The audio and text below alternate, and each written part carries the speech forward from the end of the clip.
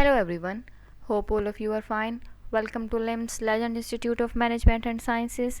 This is Sundas Khan, your lecturer for the short course of English language.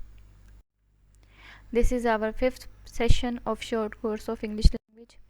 In this session, we will focus on dialogues, vocabulary, pronunciation, and articles. First, we will discuss dialogues. Dialogues means how we can communicate in our daily routine, or how we can communicate regularly, or in, you can say, informal and formal conditions or situations, how we have to communicate. Or we will discuss the most common and most usable, you can say, things or dialogues. Means के जो आप लोगों की daily routine में वाकई ही आप लोग use करते हैं और आपको इनकी सीरियसली या आप कह सकते हैं कि रेगुलरली ज़रूरत पड़ती है, उन डायलॉग्स पे फोकस किया है मैंने. These are journal dialogues, as you can see. Number one, we will focus on how to make a request. Means we have to make request in our daily life. So we will focus on how to make a request in English language. I have both the situations, informal situation and formal situation. Means we have to make a request. जब भी हम request करते हैं तभी हमें हमारी जो language होती है, it depends on the situation, whether we are in informal situation और we are in a formal situation. तो according to the setting we have to change our dialogues. Number one is how to make a request. हम लोग पहले देखेंगे request कैसे की जा सकती है, कौन कौन से डायलॉग्स हैं जिनको यूज़ कर सकते हैं हम while making a request. Okay, can I have the salt please? Here I have mentioned the salt, but you can put whatever you need. Means if you need a mobile phone, if you need sugar, if you need a glass of water, means it can change, but the remaining sentence will remain the same.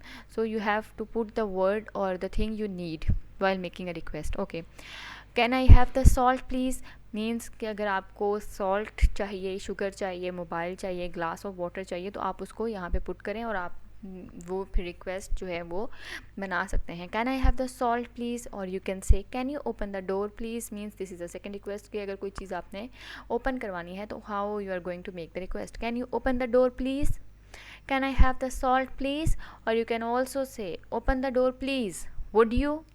means ke open the door please, would you, and then you are asking or confirming that would he be opening the door or not. Or if you are sitting in a formal situation, you can say in classrooms, in offices, or somewhere with not your friends, in a formal situation or gathering, then you have to use these words. May I have the salt please, or whatever you need. Could you open the door please, or whatever you want to open. A door, you can say, a jar, you can say, whatever it is. Could you open the door please. Or the third is in which way you can make your request in a formal situation. Would you kindly pass the salt please, would you kindly pass the salt please. This is if you need something. अगर आपको कोई ऐसी चीज़ चाहिए जो कि आपसे दूर है और किसी और के करीब है, then you can say would you kindly pass the salt please. means के you are making a request not to open something, or you are not asking for something, you are just asking to pass something that is not in your range. means आपसे कोई चीज़ दूर पड़ी है और आप उसको कह रहे हैं कि वो आपके करीब कर दी जाए या आपको पास कर दी जाए. So would you kindly pass the salt please. Means आप लोग ये रिक्वेस्ट का, अगर आप इनफॉर्मल या फॉर्मल सेटिंग में कहीं खाना खा रहे हैं and you are sitting on a table और कोई चीज़ आपसे दूर है, तो तब आप इस तरह से रिक्वेस्ट जो है वो कर सकते हैं. और एक और चीज़ जो यहाँ पे आपने नोट करनी है वो ये है कि कैन आई और कैन यू, जो वर्ड्स यहाँ मैंने ये यूज़ किए हैं, अगर हम ग्रामेटिकल देखें तो ये सेंटेंस जो हैं ये इनकरेक्ट हैं, ये रॉन्ग है. ठीक है, तो instead of using can I और can you, you should use may I, could I और कुड यू. मीन्स के you should change these as they are informal. तो आप लोग इनको बोल रहे हैं और इनफॉर्मली बोल रहे हैं तो they are okay, but if you are going to write it down तो बेटा ये जो है ग्रामेटिकल इनकरेक्ट सेंटेंसेस हैं. तो instead of can I you should use may I और could you. Okay, next. Okay, अब हम लोगों ने रिक्वेस्ट कर ली. अब अगर कोई आपसे रिक्वेस्ट कर रहा है तो how to respond to a request. Means आपने रिक्वेस्ट की तो किन डायलॉग्स के थ्रू आप लोग रिक्वेस्ट कर सकते हैं. और अगर कोई आपसे रिक्वेस्ट कर रहा है तो how you are going to respond और you are going to answer to that request. ठीक है, इसकी भी दोनों सेटिंग्स हैं. इनफॉर्मल में किसी ने रिक्वेस्ट की है, ये फॉर्मल सिचुएशन में रिक्वेस्ट की है, तो how you are going to answer. You can say sure, here you go. Means if he or she is asking you for something, so you can simply say, and you want to give it to them, then you can simply say sure here you go or sure here it is, means आप उसके हाथ में पकड़ाते हैं और कहते हैं sure here it is. और you can also say sure I can I will do that, means के आपसे कहा गया है और वो चीज़ आपकी रेंज में नहीं है या किसी और रूम में है और या कहीं आपसे दूर पड़ी है, then you can simply say sure I can I will do that, मैं ये कर लेता हूँ. नेक्स्ट अगर फॉर्मल सेटिंग की बात की जाए तो इसके अंदर आप कहेंगे of course here you are. Of course here you are means कि आप उसको चीज़ दे के कहेंगे of course here you are. और then you can simply say certainly I would be glad और आई वुड बी हैप्पी और आई वुड बी डिलाइटेड. ठीक है, मीन्स आप या तो कह सकते हैं of course here you are, और इफ़ आप you would go to the second sentence then you can say certainly I would be glad और आई वुड बी हैप्पी और I would be delighted to. Okay, next अब हम लोग क्योंकि already 3 rules हम articles के पढ़ चुके हैं, next we will move on to the 4th rule of articles, how you are going to use a और N.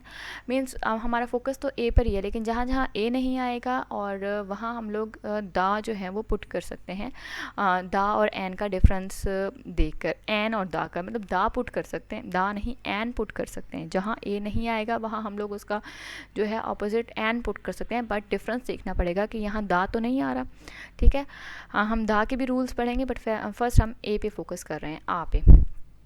Okay, using a rule 4. Rule 4 हमारा क्या है, यूज़ आ और an to talk about non specific things और people. Means कि जब भी हमने कोई अनस्पेसिफिक थिंग या अनस्पेसिफिक लोगों के बारे में बात करना होगा, कोई स्पेसिफिक चीज़ नहीं है, तो हम जो आर्टिकल यूज़ करेंगे that is you can say that a और आप. ठीक है, अब जिस तरह सिंपल सी बात है, मैंने यहाँ पे आपको एग्जांपल दी है, do you have a pencil.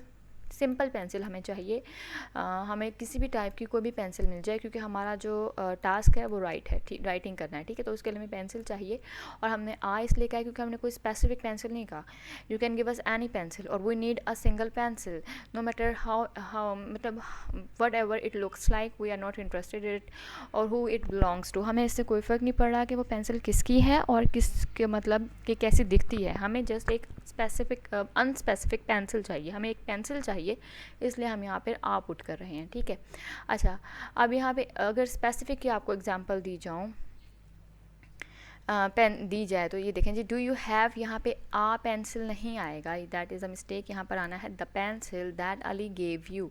यहाँ पर आएगा do you have the pencil that Ali gave you. यहाँ पे क्योंकि हमने स्पेसिफिक किया है कि वो पेंसिल जो कि अली ने तुम्हें दी. ठीक है, you have the pencil that Ali gave you.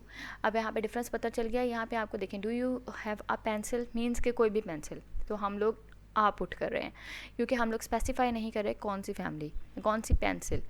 Then do you have the pencil that Ali gave you. यहाँ हमने स्पेसिफाई किया है कि हमें वो पेंसिल चाहिए जो अली ने दी है, तो यहाँ पे हमने द पुट करना है. जब हम स्पेसिफिक चीज़ के साथ कोई चीज़ लगाएंगे तो हम लोग द यूज़ करेंगे. जब हम लोग अनस्पेसिफिक चीज़ या लोगों के बारे में बात करेंगे तो हम आ पुट करेंगे. Here is another example, go and see a doctor. Go and see a doctor means कि कोई भी डॉक्टर, आप जाएं और डॉक्टर को देखें. कोई भी डॉक्टर हो सकता है ये, यहाँ पे हमने अनस्पेसिफिक डॉक्टर की बात की है, किसी भी डॉक्टर की बात हम कर सकते हैं. ठीक है, ओके.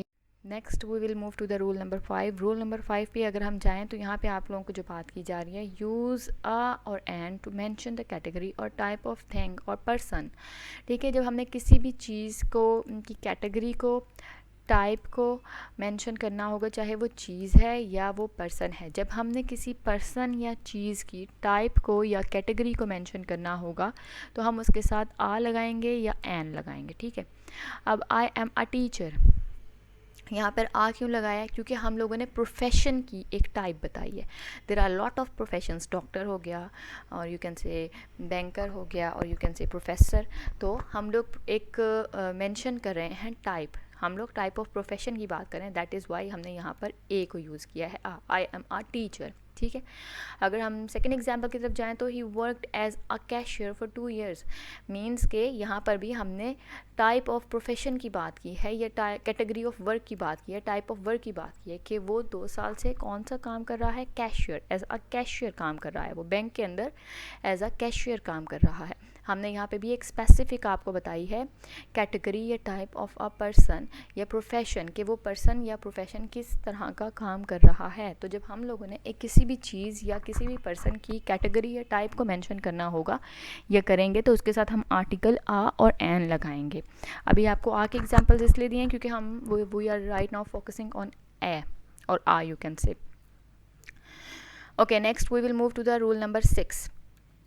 रूल नंबर 6 है जनरलाइज विद प्लूरल और uncountable nouns with no articles. Means के जब भी जनरलाइजेशन की जाएगी प्लूरल और नॉन अनकाउंटेबल नाउन्स की, तो हम उनके साथ तो कोई भी आर्टिकल यूज़ नहीं करेंगे। जब भी जनरलाइजेशन का मतलब ये है कि आप लोग एक रेस को एक वर्ड से, जिस तरह मैं तमाम लोगों के लिए ह्यूमन बींग्स का वर्ड यूज़ कर लें, या यहाँ पर हम लोगों ने डॉल्फिन्स का वर्ड रिप्रेजेंट किया है फॉर ऑल द डॉल्फिन्स, क्योंकि हमने एस लगाया, प्लूरल है ये, ठीक है। अगर हम अनकाउंटेबल की बात करें तो यहाँ हमने एक्सरसाइज का वर्ड यूज़ किया है, या हमने हेल्थ का वर्ड यूज़ किया है, या लाइफ का वर्ड यूज़ किया है, और एजुकेशन, तो these are all uncountable nouns, ठीक है। अब यहाँ आप देखें, ना ही कहीं पर ए यूज़ हुआ है, ना ही कहीं पर एन यूज़ हुआ है, ठीक है। वजह इसकी क्या है, क्योंकि डॉल्फिन प्लूरल है, और इसके साथ अगर हम देखा जाए तो एक्सरसाइज भी अनकाउंटेबल नाउन है, हेल्थ भी अनकाउंटेबल नाउन है, लाइफ भी और एजुकेशन भी। इससे आपको बताना सिर्फ मेरा जो आप कह सकते हैं कि जो मेरी इंटेंशन है आपको बताने की, वो ये है कि ए और एन को यूज़ करने का रूल नंबर 6 ये है कि जब भी आप लोग अनकाउंटेबल नाउन्स की बात कर रहे हैं या आप प्लूरल की बात कर रहे हैं, तो आप उसके साथ आ या एन दोनों में से कोई भी आर्टिकल नहीं लगाएंगे। ओके, नाउ वोकैबुलरी की अगर हम बात करें तो मैंने अभी आज भी वही वर्ड्स चूज़ करने की कोशिश की वोकैबुलरी में जो मुझे लगा कि आप लोग अपनी डेली रूटीन में यूज़ करते हैं, या आपको अपनी डेली रूटीन में वो वर्ड्स यूज़ करने चाहिए। Number 1 is aggravate. एग्रावेट का जो मीनिंग है, इसका मीनिंग होता है चीज़ों को या थिंग्स को कॉम्प्लिकेट करना, इंटेंसिफाई करना, सीरियस करना, वर्स करना। तो हम लोग कॉम्प्लिकेट और सीरियस और वर्स जो है हम लोग यूज़ करते रहते हैं। तो instead of using these words complicate, serious और worse, we should use either aggravate और यू कैन से इंटेंसिफाई और एग्रावेट। मीन्स कि अब कॉम्प्लिकेट आपने जहाँ भी यूज़ करना है, इंस्टेड ऑफ यूजिंग कॉम्प्लिकेट आप वहाँ पर यूज़ करें एग्रावेट और intensify. Next is allusion. Allusion में आप लोगों को, एल्यूजन जो होता है इसका मीनिंग होता है रेफरेंस। किसी भी चीज़ का जो हम रेफरेंस देते हैं, हवाला देते हैं, हिंट देते हैं कोई सोर्स का, कि हमने कहाँ से, जिस तरह आप लोग देते होंगे कि हम लोग ये अगर कोटेशन दे रहे हैं, या ये जो पोइम है, या आप लोगों को जो पैराग्राफ वगैरह कोई लाइन्स दी गई हैं फॉर यू कैन से पैराफ्रेजिंग और समरी, तो आप उसमें देते हैं रेफरेंस टू कंटेक्स्ट, तो उसके अंदर आप लोग रेफरेंस का वर्ड यूज़ करते हैं। तो रेफरेंस को आप लोग डेली रूटीन में यूज़ करने के बजाय एल्यूजन का वर्ड यूज़ करें, बिकॉज एल्यूजन का भी मीनिंग रेफरेंस देना होता है, हिंट देना होता है, क्लू देना होता है। तो एल्यूजन को यूज़ करें reference instead of reference. Now you should use allusion, क्योंकि रेफरेंस से आप लोग ऑलरेडी वाकिफ़ हैं, आप लोग रेफरेंस अपनी डेली रूटीन में यूज़ करते हैं। तो नाउ अब रेफरेंस की बजाय आप लोग यूज़ करें एल्यूजन। Next is अल्टरकेट।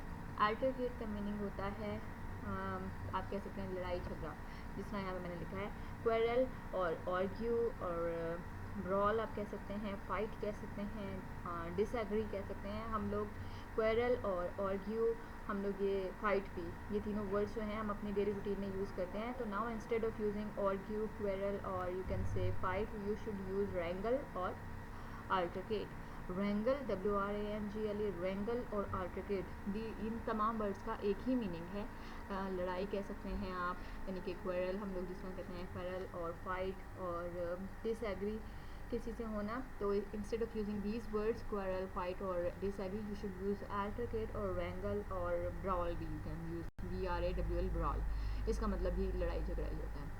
Next is आल्ट्रुइस्ट। आल्ट्रुइस्ट जो मीनिंग होता है, इसका मीनिंग होता है सेल्फलेस होना, अनसेल्फिश होना। हम सेल्फिश वर्ड से वाकिफ़ हैं, हम लोग ऑनेस्ट वर्ड से वाकिफ़ हैं, हम लोग सिंसियर से वाकिफ़ हैं। तो instead of using sincere, honest और selfish, you should either use selfless और आल्ट्रुइस्ट और अनसेल्फिश। मीन्स के आल्ट्रुइस्ट का मीनिंग होता है सेल्फलेस और अनसेल्फिश। तो इंस्टेड ऑफ यूजिंग सेल्फलेस और ऑनेस्ट और sincere, you can use altruist, because it's for you it's a new word altruist. जहाँ भी अब आपने सेल्फलेस का, सिंसियर का, ऑनेस्ट का वर्ड लिखना हो, वहाँ पर आप लोग लिखें आल्ट्रुइस्ट। आल्ट्रुइस्ट का भी वही मीनिंग होता है सिंसियर, और सब मीन्स यू कैन से ऑनेस्ट और सिंसियर के मीनिंग में आता है। Next is annotate. एनोटेट का मीनिंग होता है किसी भी चीज़ को एक्सप्लेन करना, इंटरप्रेट करना, कमेंट करना किसी चीज़ के ऊपर, या कि फिर आप कह सकते हैं कि ऐड करना, ठीक है। तो एनोटेट में आप लोग मीन्स कि आप लोग एक्सप्लेन, अक्सर आपको आता है एक्सप्लेन का वर्ड आप लोग यूज़ करते हैं, एक्सप्लेन का, इंटरप्रेट का, कमेंट्स का वर्ड आप लोग यूज़ करते हैं। तो इंस्टेड ऑफ यूजिंग एक्सप्लेन और कमेंट्स और यू कैन से मतलब इंटरप्रेट भी आप लोग कह सकते हैं और एनोटेट भी कह सकते हैं। You should use new words, annotate और इंटरप्रेट। तो अब आप लोग नेक्स्ट टाइम एक्सप्लेन की बजाय एनोटेट यूज़ करें, इंटरप्रेट का वर्ड यूज़ करें, और एक्सप्लेन से तो बेटा आप लोग ऑलरेडी वाकिफ़ हैं, तो आप लोग उन वर्ड्स को छोड़ें और उनकी जगह न्यू वर्ड्स को यूज़ करें, जो कि एनोटेट है या इंटरप्रेट है। I hope this is clear. Okay, next is pronunciation. Pronunciation में मैंने आधी वही वर्ड्स यूज़ करने की कोशिश की है जो कि आप कह सकते हैं कि आप लोग डेली रूटीन में यूज़ करते आए हैं। Number 1 is banana.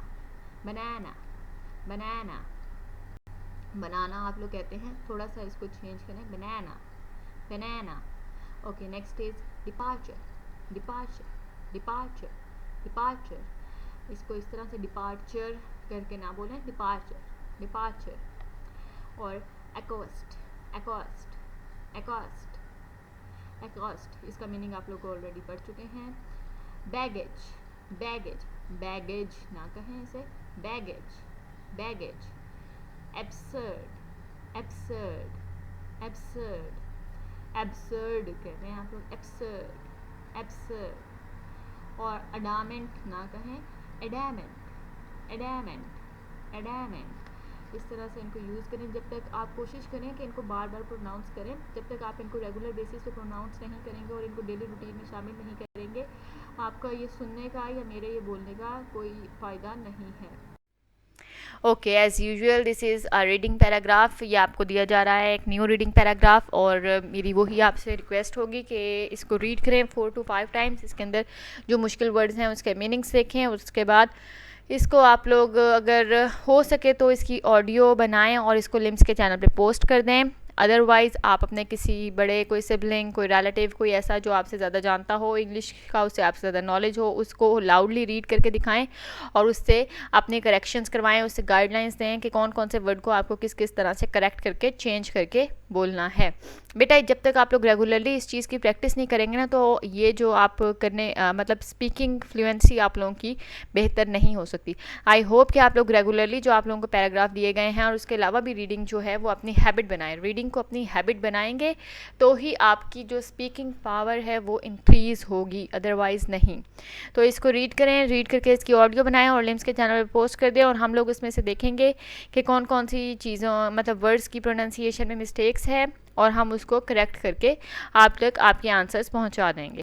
I hope each and everything is clear. If there are any questions you can ask me. Thank